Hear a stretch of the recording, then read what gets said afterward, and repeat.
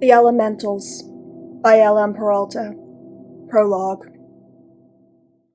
The city that housed fire was black, and the illumination of the fire's surging brilliance did not extinguish the depth of the shadows. Darkness, alive and threatening, swept across the valley and the worn stone walls of the fortress at its center. Its dark fingertips crept along the cliff and the jagged rock of the mountain with its shadow towering over the city. At the city's core, the citadel huddled among the crumbling buildings. Inside the citadel was a castle made of stone from the surrounding structures. The power of the citizens kept the torches ablaze in the dim-lit streets. The mountains rose on the city's southern and northern borders, and the cliff rested to the east. Stones, fallen from the city walls, bruised the ground. The snow buried the wounds. Stone houses clustered across the valley. Heavy blankets draped over shutterless windows to keep out the cold. The doors needed to be replaced after every storm. The roofs wept frozen tears. Soldiers marched through the mountain pass. 2 of them dragged the body of a man. The arms of the men hung at their sides as they labored toward the dark city. The sentry sent a burst of flames into the air. The guards below opened the gate, allowing soldiers to pass through the walls of the citadel. The tired feet of the soldiers met the stone steps of the castle as servants opened the heavy wooden door from the inside. The soldiers walked into the anteroom and through the doorway to the central chamber. Within the central chamber was a wide expanse of cracked stone floor, and at the end of the broken stone mass, their leader, Hephaestus, sat on a stone throne. He stared at the men as they entered. He watched as the 2 soldiers dragged their prisoner. The long body of the man on the throne hunched forward so that his pale face jutted out, while the rest of his body lay hidden in the black folds of his clothes, which blended into the dark stone. His long, red cloak draped like a trail of blood. His arms spread to the arms of the throne, and his hands clutched them. His golden brown eyes fastened on the body of the man being dragged as the soldiers came closer. Hephaestus stood at the side of the throne. His pale face and black hair matched that of his leader, but his eyes were gray, like storm clouds or the smoke of a rising fire. He wasn't yet 15 years old. He would be, in a matter of days, but the hours were heavy in this place, and time crept by slowly. Hephaestus clenched his hands into fists. His head tilted to the floor, but his eyes strained upwards. He, too, focused on the man the soldiers held between them. Sores and open wounds thinly frosted over covered the man's body. The assault had been the outcome of the dragging. Hephaestus wondered if they had dragged him all the way from his home despite the cries of those around them who dared not suffer the consequences of fighting back. Hephaestus knew what the man was and why he had been brought to Omega Ray, so that Hephaestus could play with him, as a cat does with a mouse. Soldiers stepped to the side to avoid the direct gaze of the man on the throne. The 2 soldiers who held the prisoner remained in the center. One of them averted his eyes, but the other stared straight into the eyes of his leader. He stood, holding one arm of the prisoner. He was shorter in stature than the other soldiers, but his body was broad. He bore the partial weight of the other man with ease. He could have effortlessly held the man slung across his shoulders, but he wanted to drag him from the top of the mountain, across the snow, through the uneven ground of the city, and the stone of the fortress floor. In contrast to the pale face of his leader, this man's skin was reddish-brown. Right at the base of his jawbone, near the ear, he had a deep red birthmark. The pale-faced leader turned to the red-faced soldier. "This is not what I asked you to do," Hephaestus said. The red-faced man did not avert his eyes. "I understand that, sir, but our given task proved once again impossible," he said. "Instead, we have brought this man. We found him near Mirmina on Dustpath Road. He's a water elemental." An offering, thought Hephaestus, so as to divert Hephaestus from thoughts of punishment. Slowly, Hephaestus's shoulders relaxed, and his body curled back against the throne. "Is that so? I thought we would have gotten them all by now. Is he alive?" Yes, the red-faced man kicked the man he had been dragging, causing him to issue forth a loud grunt of pain. Hephaestus placed his hands firmly on the arms of the throne and used them to prop himself up. He stood in front of the man. "What's your name?" "Elias," the man said. Hephaestus stiffened. "You know him, my lord?" the soldier asked.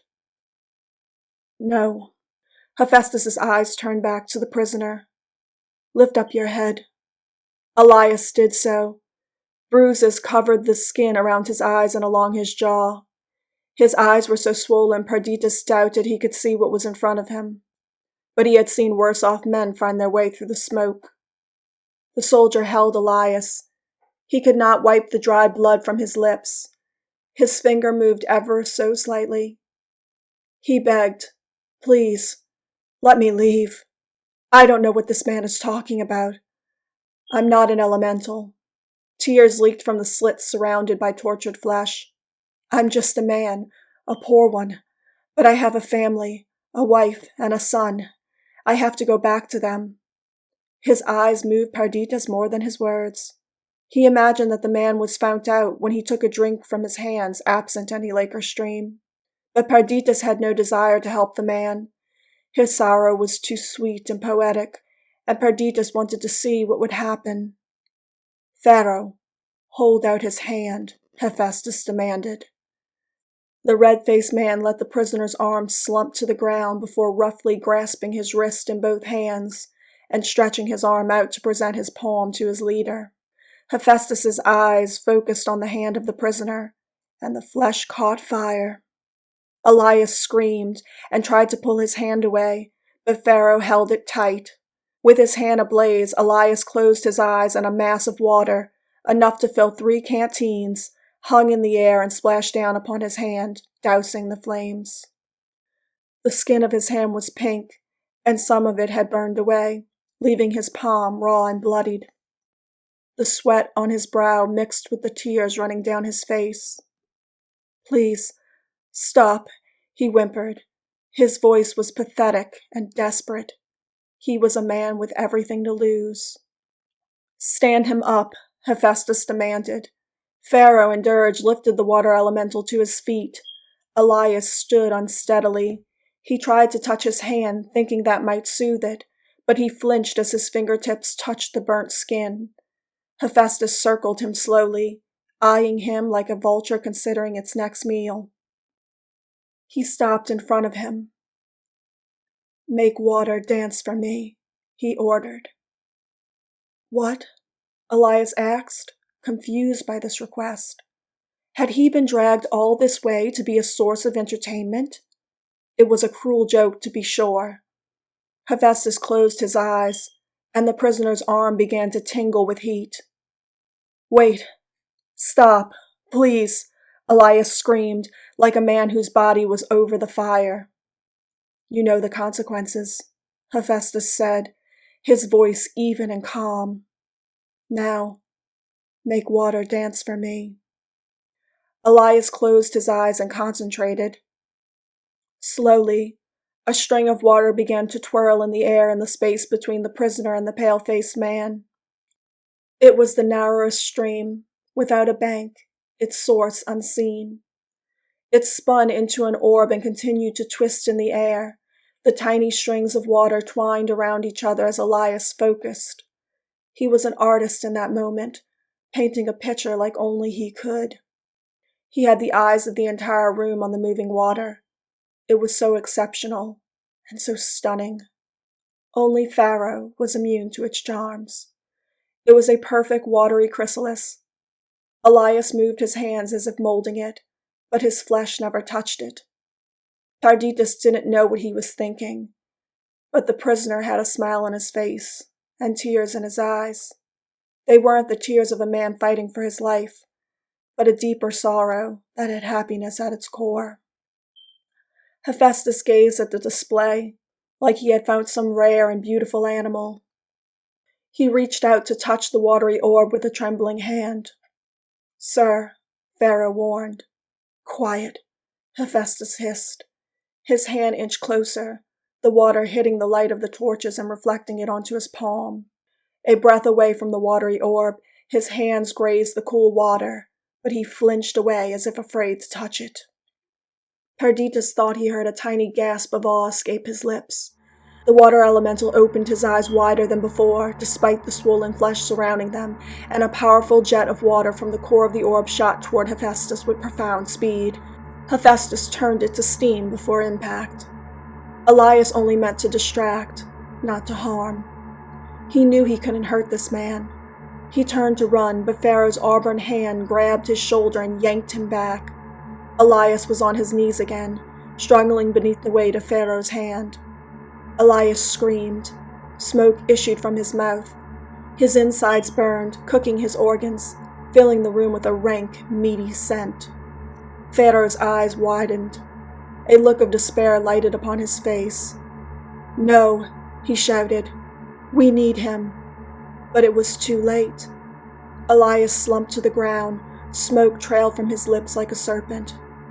Pharaoh, looking at his leader desperately, still held the man's limp arm.